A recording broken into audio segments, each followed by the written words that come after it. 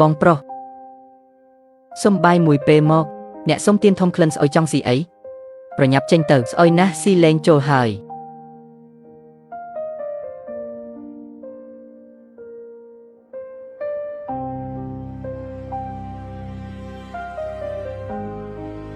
ប្អូនស្រីយកទៅហូបចុះអរគុណថៅកែ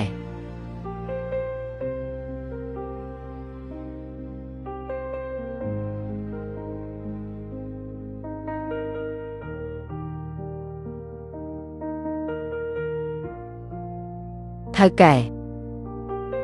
មានការអ្វីដែលប្អូនស្រីមិនឆ្ងាញ់មែនទេអត់ទេថៅកែតើអាចឲ្យខ្ញុំខ្ចីលុយតិចតួចបានទេដើម្បីត្រឡប់ទៅផ្ទះវិញខ្ចីលុយមិនមែនទេប្អូនស្រីកំ pl ែងណាស់យើងមិនដែលស្គាល់គ្នាទេខ្ញុំឲ្យនាងហូបហើយនាងនៅចង់ខ្ចីលុយខ្ញុំទៀតអញ្ចេះទៅចុះបើនាងអាចរកហេតុផលណាមួយមកប្រាប់ខ្ញុំបានខ្ញុំនឹងឲ្យនាងខ្ចីថៅកែខ្ញុំមិនមែនជាអ្នកបោកប្រាស់ទេខ្ញុំមកទីនេះដើម្បីស៊ីឈ្នួលធ្វើការជាមួយអ្នកស្រុកខ្ញុំប៉ុន្តែពេលខ្ញុំចុះពីឡានភ្លាមមិនទាន់រកការងារធ្វើបានផងការបូបលុយវ៉ាលី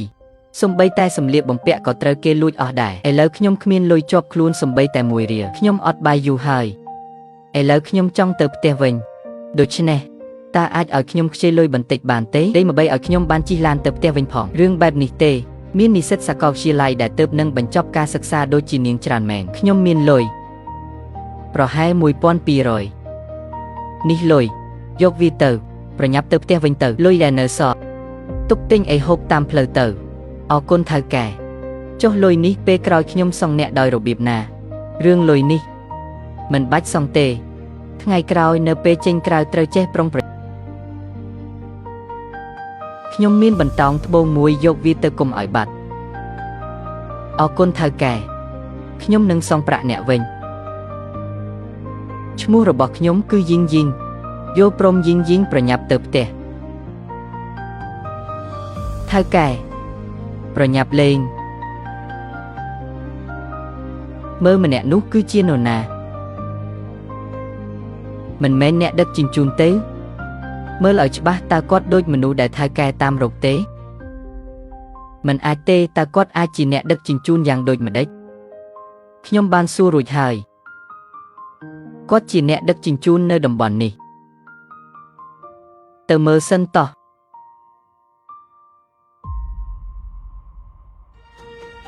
អាឡូប្អូនស្រី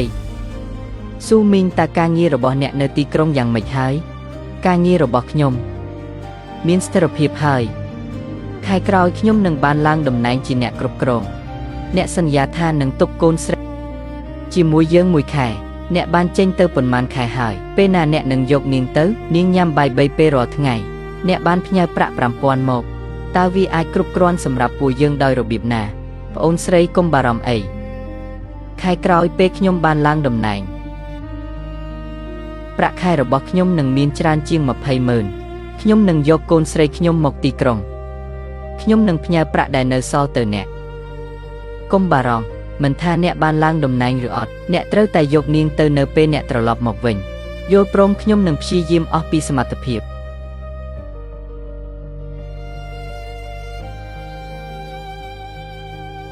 តើខ្ញុំគួរធ្វើដូចម្ដេចឥឡូវនេះកូនស្រីខ្ញុំមិនមានអ្នកមើលថែទេខ្ញុំរកការងារធ្វើមិនបានតើគាត់រស់នៅដូចម្ដេចក្នុងប៉ុន្មានឆ្នាំនេះក៏ចង់ដឹងដែរអ្នកលេខាធិការថេនអ្នកត្រឡប់ទៅមុនសិនទៅចាថៅកែ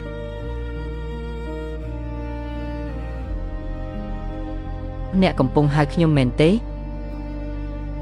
មែនហើយគឺអ្នកហើយខ្ញុំហៅអ្នកហើយអ្នកមិនចាំខ្ញុំទេអត់ទេអ្នកស្គាល់ខ្ញុំឬអ្នកគឺជានេះអ្នកភ្លេចហើយឬនេះជារបស់ដែលអ្នកបានឲ្យខ្ញុំកាលពី5ឆ្នាំមុនខ្ញុំមានបន្តោងត្បូងមួយអ្នកបានប្រាប់ឲ្យខ្ញុំដាក់តាមខ្លួនដើម្បីការពារខ្លួនលោកថៅកែអរគុណអ្នកណាស់លុយនេះខ្ញុំនឹងសងអ្នកវិញពេលក្រោយជាក់ជាមិនខានខ្ញុំឈ្មោះយីងអូជានាងសោះយីងកាលនោះនាងផ្លាស់ប្ដូរច្រើនខ្ញុំសឹងតែ អានោះសំណាងល្អដែលមានអ្នកជួយខ្ញុំមិនដូច្នោះទេខ្ញុំមិនហ៊ានស្រមៃថាថ្ងៃនេះខ្ញុំនឹងក្លាយជាអ្វីទេបងប្រុសអ្នកគឺជាអ្នកមានគុណចំពោះខ្ញុំការនោះជាការជួយតិចតួចប៉ុណ្ណោះមិនគួរឲ្យនិយាយទេបងប្រុសឥឡូវនេះហេតុអ្វីបានជាបងទៅដឹកអាហារទៅវិញក្រោយមកខ្ញុំបានទៅរកអ្នកនៅហាងប៉ុន្តែហាងរបស់អ្នកបានផ្ទេរឲ្យអ្នកផ្សេងរឿងនេះនិយាយមិនអស់ទេកាលនោះអាជីវកម្មខ្ញុំដំណើរការល្អណាស់ប៉ុន្តែភរិយារបស់ខ្ញុំនាងទៅរៀនវិនិយោគជាមួយអ្នកផ្សេងចុងក្រោយត្រូវគេលួចលុយអស់ដូច្នេះហាងអាហារក៏ត្រូវផ្ទេរចេញភរិយារបស់ខ្ញុំក៏ចាក់ចេញពីខ្ញុំផងដែរមិននឹកស្មានថាក្នុងរយៈពេលខ្លីប៉ុណ្ណេះមានរឿងច្រើនកើតឡើងបែបនេះរឿងមិនល្អយើងកុំលើកឡើងទៀតអីនិយាយពីអ្នកវិញខ្ញុំឃើញអ្នករស់នៅល្អណាស់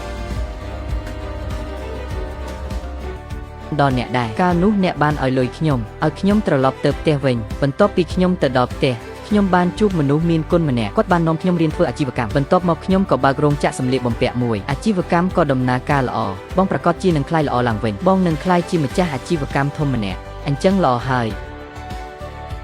បងប្រុសខ្ញុំអាចសួរសំណួរមួយបានទេឥឡូវបងមានគ្រួសារថ្មីឬនៅឥឡូវនេះខ្ញុំមានកូនម្នាក់កំពុងផ្ញើឲ្យសាច់ញាតិថែរក្សាជីវភាពក៏ពិបាកណាស់លក្ខខណ្ឌបែបខ្ញុំតើនរណានឹងព្រមរៀបការជាមួយខ្ញុំមានន័យថាបងអ្នកនាងប្រធានហួងតើមានរឿងអ្វីនេះជារបស់ដែលអ្នករៀបចំទុកឲ្យគាត់ខ្ញុំយកមកហេយកក្រុមអ្នកអាចទៅវិញបានប្រសិនបើអ្នកមិនមានអ្វីខ្ញុំនឹងចាក់ចេញសិនហើយខ្ញុំនៅតែមានការងារត្រូវរកបងប្រុសបើកាលនោះគ្មានអ្នកតើមានខ្ញុំនៅថ្ងៃនេះទេ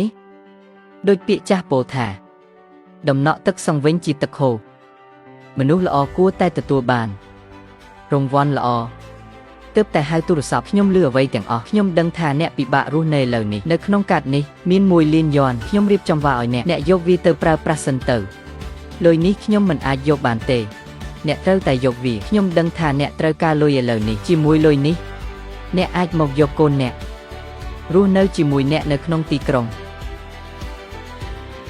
យោពមខ្ញុំនឹងទទួលយកប្រាក់នេះគ្រាន់តែចាត់ទុកថាជាការខ្ចីពីអ្នកខ្ញុំនឹងសងអ្នកវិញមិនបាច់ប្រញាប់ទេអ្នកឃើញទេថាអ្នកទើបតែនៅលីវនឹងមានកូនមួយខ្ញុំក៏នៅលីវដែរបងប្រុសតើអ្នកអាចផ្ដល់ឱកាសឲ្យខ្ញុំធ្វើជាម្ដាយរបស់កូនអ្នកបានទេនេះមិនអាចទេអ្នកឃើញពីលក្ខខណ្ឌរបស់ខ្ញុំយើងទាំងពីរមិនស័ក្តិសមនឹងគ្នាទេ